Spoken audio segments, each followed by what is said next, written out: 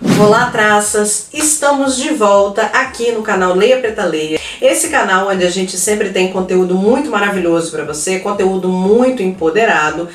E falando em empoderamento, hoje é mais um dia dela, que é a nossa série mais importante desse canal, que é a série Leia Pretas 2021, ou Para Ler Mulheres Negras 2021, que é aquela série que eu comecei em março desse ano, que é a série em que eu vou ler e vou resenhar um livro de uma autora negra no ano de 2021, e o livro que estava previsto para esse mês não seria esse livro, mas como eu recebi um presente, um mimo da Tag Livros, eu resolvi que o Para Ler Mulheres Negras de maio desse ano vai ser Sula, de Toni Morrison, que é esse livro lindo, essa edição aqui que é da Companhia das Letras para a Tag, que saiu na caixinha da Tag Curadoria de fevereiro de 2021 e que foi escolhido por ninguém menos do que Conceição Evaristo, que é a autora de Olhos d'Água, que foi por acaso o livro que a gente resenhou no mês passado. Então assim, não é nenhuma coincidência ali, né? Sula é um livro de 1973 e ele foi o segundo livro publicado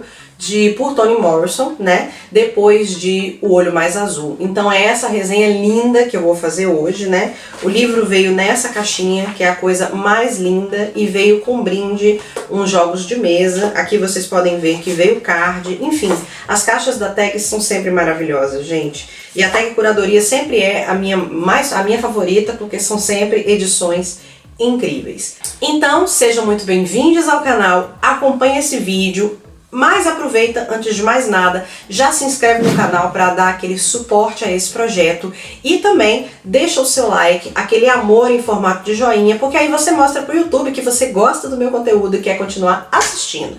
Então, chama a vinheta!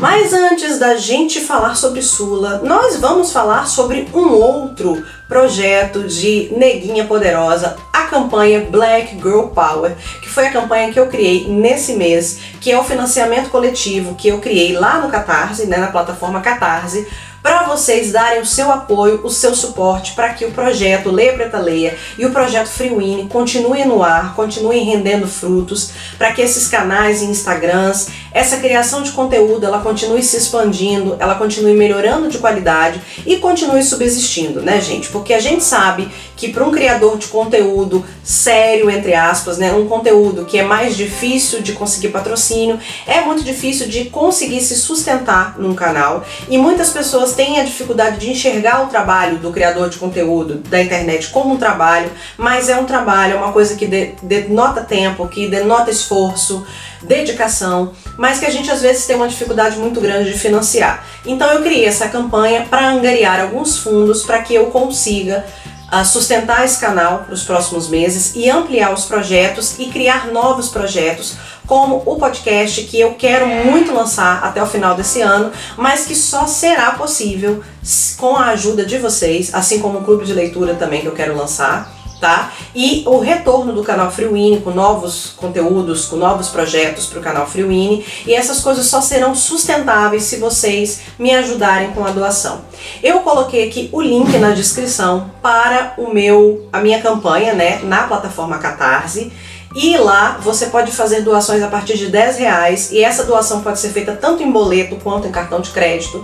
E em cada valor de doação você vai ter direito a várias recompensas, que podem ser tanto recompensas, digamos, abstratas, né, como participação de lives exclusivas, como também brindes maravilhosos criados pela papelaria exclusiva Brazucat, que é a nossa parceira. E esses brindes são lindos, tem coisas mimosinhas do universo de Andy de Green Gables, são marca-páginas, cadernetas, cadernos, agendas, enfim, uma miríade de questões. E se você entrar no link, você vai conseguir ver essas recompensas. Eu também vou linkar aqui os vídeos onde eu mostro quais as recompensas e um passo a passo de como você vai fazer para doar, porque eu sei que algumas pessoas têm dificuldade de entrar na plataforma e entender como é que faz, mas não fiquem preocupados, porque para você doar para Catarse não demora mais do que 5 minutos e o seu dinheiro vai me ajudar demais a fazer esse projeto continuar. Então, por favorzinho, faça essa doação. Nós já estamos aí há praticamente 3 semanas de campanha e eu ainda não consegui chegar, acho que nem 5% do valor, e eu preciso muito da sua ajuda, então por favor, doe e faça esses projetos continuarem a acontecer. Porque você sabe que este aqui está um dos melhores conteúdos da internet, e eu posso dizer isso porque, né, aqui é Black Girl Power, assim, na sua pureza mais profunda. Vamos falar sobre Sula, então. Sula, ele é um livro que a própria Toni Morrison classifica como ficção política, mas que eu diria que também é um romance de ficção política, mas que também tem um toque de realismo fantástico, porque a Sula, a Toni, gosta de jogar aquelas coisas de fantasia e de mitologia negra, urbana, que às vezes a gente tem, sabe? Aquelas lendas urbanas que a gente tem, aqueles contos de viúva que a gente tem nas nossas culturas, ela gosta de colocar nos livros dela. E no prefácio, e eu marquei algumas coisas muito interessantes que ela mesma falou no prefácio, foi que ela teve grandes problemas quando ela escrevia tanto Sula quanto O Olho Mais Azul, porque muitas pessoas acreditam que não se poderia escrever um romance de ficção política porque esse romance não teria valor estético, né? Ou então que quando você escreve um livro, né, como esse, a única análise que pode ser feita é sobre raça. Que a única coisa que pode ser denotada do livro Sula ou Amada é a questão política da raça, que não poderia ter teor estético.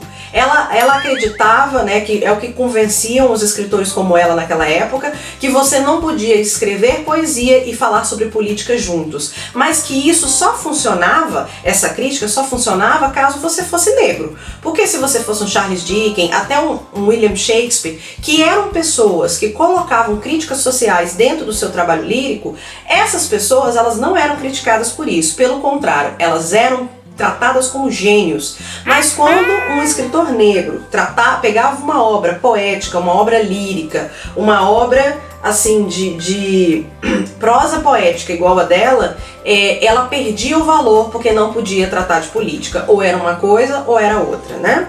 E outra coisa que ela falou que era muito importante é que o Sula se trata basicamente sobre liberdade feminina e sobre como muitas das vezes a liberdade feminina tem muito a ver com liberdade sexual, né? Quando uma mulher passa a ter uma liberdade sexual, ou seja, ela passa a poder escolher os seus parceiros ou parceiras, ela não depende de um homem, ela não tem uma heteronormatividade compulsória, ela não é obrigada a se casar, ela não tem dependência do sistema patriarcal, ela começa a viver uma liberdade que depois acaba se ampliando para a econômica. Ou vice-versa, às vezes você tem uma liberdade econômica e depois você garante a sua liberdade sexual. Mas muitas vezes essa mulher é considerada uma fora da lei. E esse livro se trata de algumas mulheres fora da lei, Sula entre elas, porque esse livro ele se passa na década de 1920, né? O Olho Mais Azul, vocês vão se lembrar, é da década de 40, Amada é do século 19, mas Sula é da década de 20 e vai contar sobre 4 mulheres, mais especificamente, que são Eva, Hannah e Sula, que são 3 gerações de uma mesma família, e Nell. Eva, Hannah e Sula são essas 3 mulheres que têm uma liberdade econômica, têm uma liberdade sexual muito grande e elas são consideradas mulheres meio fora da lei. Não da lei no sentido de legislação, elas são mulheres consideradas fora da moral, justamente porque elas não se casam, elas têm filhos com diversos homens, elas têm relacionamentos com os maridos das amigas, enfim, são mulheres que têm uma liberdade sexual, mas como essas mulheres são julgadas, inclusive muito pelas outras mulheres, que as mulheres elas colocam assim, essas mulheres elas roubam os nossos homens, quando na verdade esses homens têm tanta responsabilidade naquela traição, naquele ato, quanto as mulheres, entendeu? Mas como a sociedade via apenas como que a culpa era delas, né? Mas ela fala que Hannah, a Nell, a Eva e a Sula, elas eram 4 pontos de uma cruz que se entrecruzavam e no centro estava essa dificuldade de uma mulher alcançar uma liberdade, o que era justamente algo que era restrito pelo seu sexo, pelo seu gênero e pela sua raça.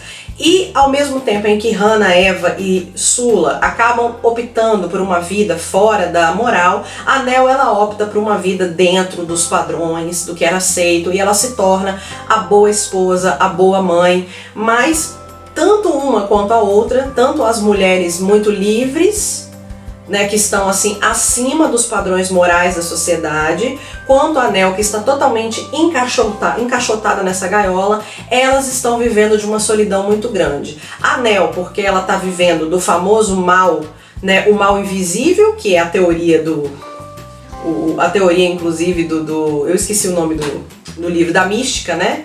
Da mística feminina. A teoria era justamente essa, o mal invisível que acomete as donas de casa, a mulher, a boa doméstica, a boa dona de casa, a boa esposa, que está ali sempre pouco satisfeita consigo mesma, porque ela satisfaz a todo mundo e nunca ninguém se preocupa com ela.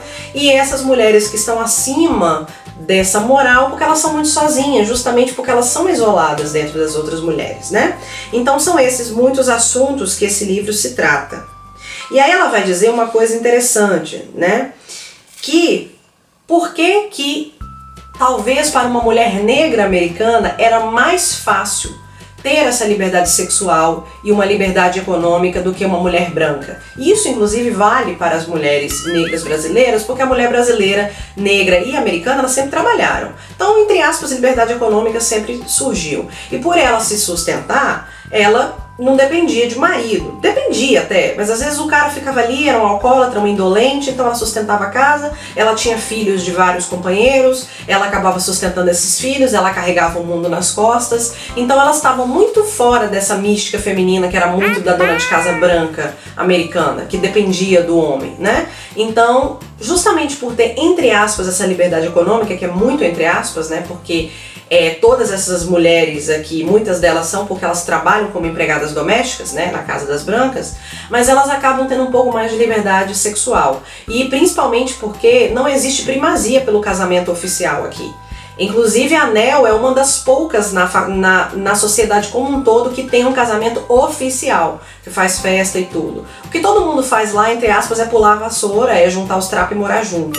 Então, até o fato de não ter oficialidade faz com que a mulher não seja tão posse do seu esposo, do seu companheiro negro, quanto a mulher branca seria. Mas não quer dizer por isso que não haja problemas, não é, meus amores? Então ela escreve: ninguém cuidava da nossa vida, então nós fomos cuidar dela. Naquela atmosfera de o que você faria ou pensaria se não fosse impedida por olhares ou mãos? Comecei a pensar o que esse tipo de liberdade de ação teria sido para nós, mulheres negras, 40 anos antes. Aqui ela estava na década de 60, tá? Éramos incentivadas a nos considerar nossa própria salvação e a sermos nossas próprias amigas. O que isso poderia significar em 1969 que não significava na década de 1920? A imagem da mulher que era ao mesmo tempo invejada e vista com precaução me veio à mente. E é daí que surge Sula. Então vamos falar basicamente da estrutura de Sula. Então, em relação ao enredo, muito rapidamente, Sula é dividido em duas partes. A primeira parte fala da infância da Sula e da Nell, né, e dos acontecimentos antes delas mesmas nascerem. E a segunda parte começa em 1937, quando elas duas já são adultas, depois que a Sula retorna de sua viagem, que ela vai fazer, eu vou explicar para vocês. O livro ele começa com uma personagem que é tipo um fio condutor, que é aquela personagem que costura tudo. E todos os livros da Toni tem uma personagem dessa, que é uma personagem esquisita, que nesse caso é o Shadrach. Shadrach ele é um homem negro que lutou na Primeira Guerra Mundial. Vamos lembrar que o livro está passando na década de 20 e ele volta da Primeira Guerra Mundial destruído psicologicamente. Ele sofre do que a gente poderia chamar hoje de transtorno pós-traumático. Ele está totalmente destruído psicologicamente e ele volta para esse lugar onde eles moram, que é num estado sulista dos Estados Unidos, numa cidade chamada Medallion. E lá tem uns morros, né? A população branca mora em Medallion, que fica num vale ali protegido da chuva, protegido da neve, e a população negra e pobre mora no fundão, que são os morros assim ao redor, que estão totalmente castigados pelos elementos naturais. E o Shadrach volta para ali e ele tá completamente louco quando ele volta. Ele se tornou um homem maluco, um homem agressivo, que tá sempre transtornado, mas ao mesmo tempo ele se torna uma espécie de pilar da sociedade e ele é um pescador e durante um dia do ano, de cada ano, começando em 1919, ele faz um cerimonial que se chama o Dia Nacional do Suicídio, onde ele faz uma marcha pela cidade carregando uma corda de se pendurar no pescoço e todo mundo meio que acompanha ele naquele, que é o dia, entre aspas, onde ele honra, né, a loucura de todos e ele faz essa marcha do Dia Nacional do Suicídio. Então o Shadrach, ele é essa personagem que tem sempre no livro da Toni, que é essa personagem que costura direto ou indiretamente e que serve de pano de fundo. Porque o Shadrach, ele é, a meu ver, a representação daquela loucura que muitas das pessoas do fundão enraizavam e prendiam dentro dela, que é uma loucura que vinha da guerra, vinha da fome, vinha do racismo, vinha do fato de que recentemente eles tinham sido escravizados e eles deixavam isso guardadinho num lugar, e o Shadrach, na verdade, é uma representação dessa loucura mais, né, externalizada. E aí a gente começa com as nossas primeiras personagens importantes, que é a Eva. A Eva é uma senhora, né, que é a mãe de Hannah, depois é a avó de Sula. A Eva, ela tem os filhos, a Hannah, o Plum, ela tem vários filhos e ela é abandonada por Boy Boy, que é o marido. E ela se vê numa situação desesperada e ela entrega os filhos para a mãe dela, isso no início do século XX, vai embora e volta uns anos depois com a perna decepada e de repente ela está recebendo uma pensão do governo de formas muito esquisitas, e tem inclusive pessoas que dizem que ela se enfiou debaixo de um trem para poder pegar a pensão do Estado, para poder processar o Estado. Tem várias histórias que contam como é que a Eva perdeu essa perna.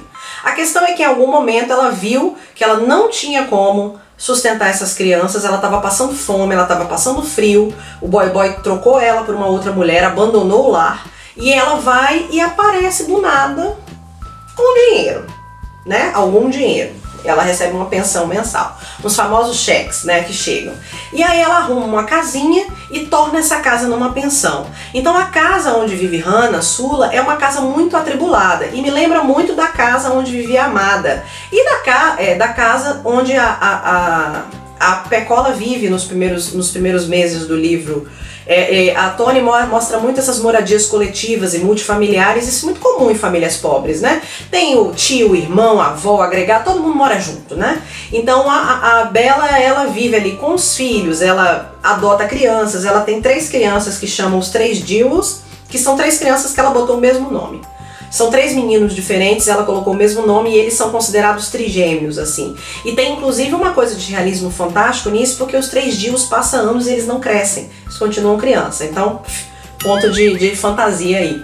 E ela vive ali com aquelas crianças e com a Hannah, que é a filha, e com o Plum. E o Plum é um filho dela que foi pra guerra também e voltou da guerra muito mal. Voltou inclusive viciado em heroína, me parece que ele é viciado em heroína, e ela fica ali com aquelas crianças, né, com os filhos e tal. E tem ali quem mora o famoso Boneca de Piche, que apesar do nome é um homem branco que veio pobre, parece que da guerra também, e acabou morando no fundão, porque ele é execrado ali na população branca e também sofre preconceito na população negra, mas ele é um homem pacífico. Então eles vivem nessa situação totalmente segregada, os negros no fundão, vivendo de uma situação super escabrosa, né? E os brancos lá embaixo, e obviamente que as mulheres trabalham nas casas, os homens trabalham nas minas e por aí vai. E aí a Eva é uma mulher que ama muito os homens, todos os homens, mas ela não quer ter um homem pra ela. Ela é muito respeitosa com os homens, ela é daquele tipo de mulher que fica enchendo o saco das meninas novas para que elas cuidem dos maridos, mas ela mesma não quer ter marido. Ela tem uma relação livre com os homens, ela tem uns namorados, uns senhores que vão lá, mas ela tem aquela coisa mais liberta com os homens. Mas ela é um pilar da sociedade, ela é respeitada por todo mundo.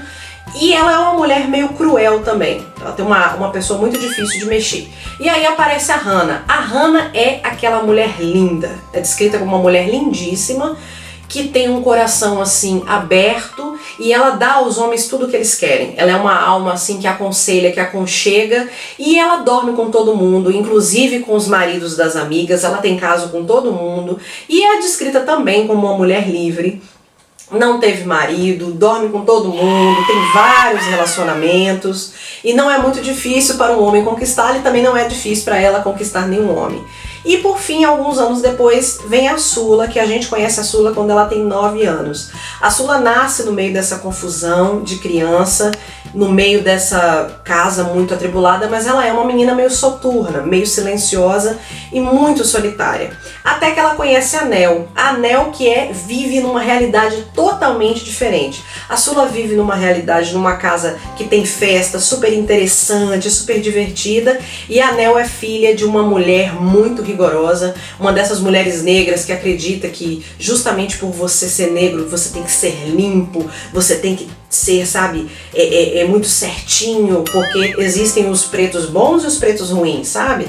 Então ela controla a Nel com unha e com mão de ferro. E ela não gosta da Hannah, obviamente, porque a Hannah é uma libertina. Mas a Nel e a Sula se encontram como amigas quando elas têm 9 anos, numa situação bem complicada, de que a Nel está sendo vítima de bullying e a Sula vai ajudá-la.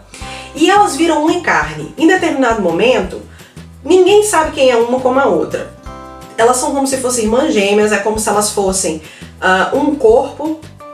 uma alma dividida em 2 corpos. Elas nunca precisam conversar para se entender, elas ficam muitos anos assim. Elas são almas totalmente complementares. Até que em determinado momento acontece uma situação muito ruim com elas, que inclusive envolve a figura do Shadrach. É uma situação que elas se envolvem que que vai ser bem traumática ali, mas elas continuam sendo muito amigas durante muitos anos. Até que em algum momento a Hannah morre, né? A Hannah acaba sofrendo um acidente, porque nos livros de Toni Morrison, quem é o autor de Game of Thrones com base em você matar personagens que a gente ama, né? Acaba que a Hannah sofre um acidente e a Sula fica morando com a avó, mas fica morando ali meio perdida, porque elas criam os filhos de forma muito indolente, sabe? Todo mundo meio que se cria sozinho, tem comida, mas ninguém se preocupa muito.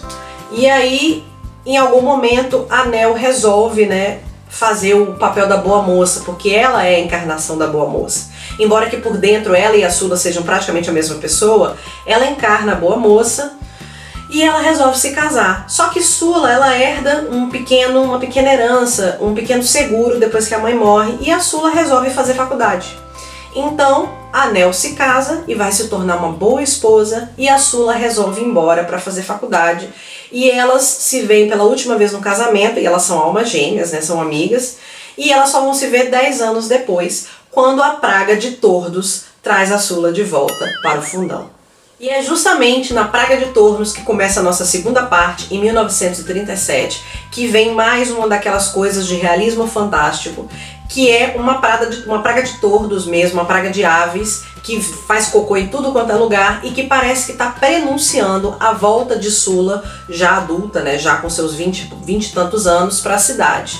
E ela volta muito chique, muito elegante, bem vestida. Ela morou em várias capitais, mas volta sozinha, volta sem marido, volta sem filhos e volta para morar com a avó. E no primeiro dia ela tem uma briga, um desentendimento com a avó, e ela acaba colocando a avó numa moradia para idosos. Ela fica com medo da avó, a avó fica com medo dela, porque a Eva também não é uma pessoa muito fácil de viver, e a Sula passa a viver sozinha naquela casa. E aí ela volta a encontrar a Nel. A Nel agora é uma dona de casa e que também trabalha fora, né, fazendo serviços domésticos. Ela é mãe de 3 filhos e ela é casada com o marido. E a Nel se encaixou perfeitamente naquele padrão da boa esposa. Ela já não sabe nem se ela ama o marido, mas ela gosta de consolar. Então quando o marido chega muito triste por causa do trabalho dele, porque como ele foi maltratado, né, onde ele trabalha, ela fica naquele papel da pessoa que precisa consolar. E ela meio que se agradou desse papel, assim como a mãe dela fez isso antes dela. Só que a Nel tá muito sozinha, ela tá debilitada, ela tá depressiva, ela odeia aquela vida, e a Sula volta como se fosse uma lufada de ar, né? E a Sula tem uma cicatriz, uma espécie de marca de nascimento que parece um espinho de uma rosa. E ela volta com aquele olhar, né, sempre bonita e feia ao mesmo tempo, mas volta como se fosse uma lufada de ar fresco na vida da Nel, e elas retomam a amizade praticamente do momento onde parou. Até que a Sula comete praticamente o maior pecado, né, dentro da nossa competitividade feminina criada pelo patriarcado, e aí, em algum momento, as pessoas, essas duas que foram melhores amigas, que foram metade de uma laranja, se tornam inimigas. E é interessante, gente, porque a Hannah, a Eva, elas duas também eram mulheres fora dos padrões morais, mas a população odeia a Sula, porque eles entendem que a Sula é o próprio demônio, ela é a reencarnação do demônio. Eles acham que tudo de ruim que acontece na cidade é por causa dela. Tipo, ela olhou pra uma criança, a criança caiu, a culpa é dela. Ela olhou pra uma pessoa, a pessoa engasgou, é porque ela fez o feitiço. Porque ela já chega no meio dessa praga de tordos. Então é como se estivesse anunciando a chegada de um mal. E aí o que eles fazem? Como ela é uma mulher considerada vulgar, que dorme com todos os homens, inclusive dizem que ela dorme com homens brancos, que para aquela população é o pior crime que uma mulher pode cometer, é dormir com homens brancos, né? De forma consentida, tá? Ela dorme com homens brancos, ela dorme com as mulheres e para dizer que elas são diferentes da Sula, essas mulheres, elas começam a se comportar como damas da sociedade, como excelentes esposas, como excelentes mães, para tentar demonstrar tudo o que elas são e que Sula não é. E a Sula acaba ficando muito isolada e muito sozinha. Então, mais uma vez, nós vemos Nell muito isolada e muito sozinha. Por mais que Nell seja um pilar da sociedade, ela continua muito solitária naquela sua vidinha de dona de casa, e a Sula isolada por ser praticamente a reencarnação do diabo dentro daquela população. E aí a gente vê as diversas formas como a sociedade julga as mulheres, né? Como ser dona de si mesma, como ser uma mulher livre, e como a sociedade iria te ver, iria te encarar, não é?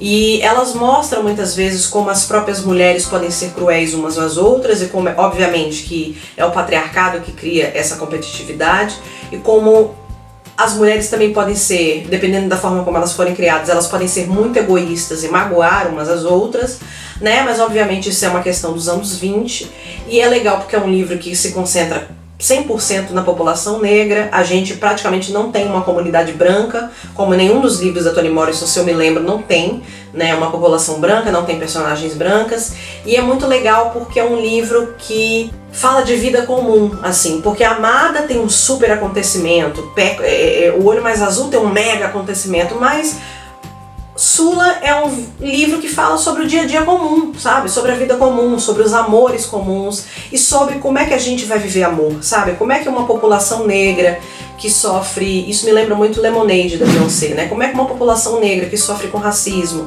que sofre sempre que foi dizimada, que sofre preconceito, como é que essa população que sempre sofreu tantos desamores pela sociedade vai aprender a se amar, a se respeitar, sabe? A viver com carinho, a cuidar dos filhos, a ter sororidade. Como é que a gente vai ter essa população e como é que essas mulheres negras vão se unir, sabe? Sendo que existe uma estrutura patriarcal e racial que faz com que a gente se desuna.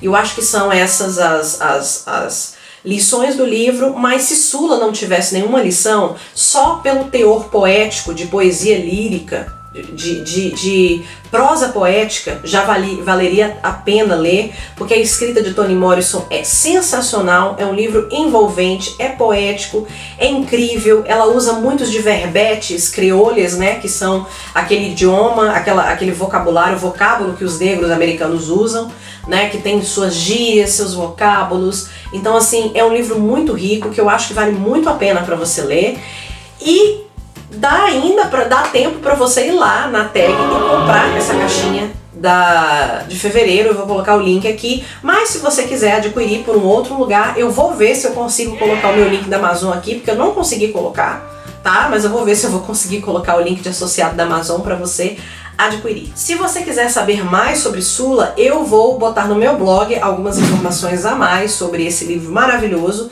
em www.leiapretaleia.com.br/wp, mas o link vai estar aqui embaixo. Não se esqueça de ir lá conferir o meu blog também. Também me siga no Instagram em @leiapretaleia, por favor, porque lá tem muito mais conteúdo do que aqui no YouTube. Se você ainda não se inscreveu, não se esqueça de se inscrever e de deixar o seu like. E menina, tecla no sininho de notificação para o YouTube te avisar quando eu lançar novos vídeos, embora que toda segunda-feira sempre tem vídeo por aqui.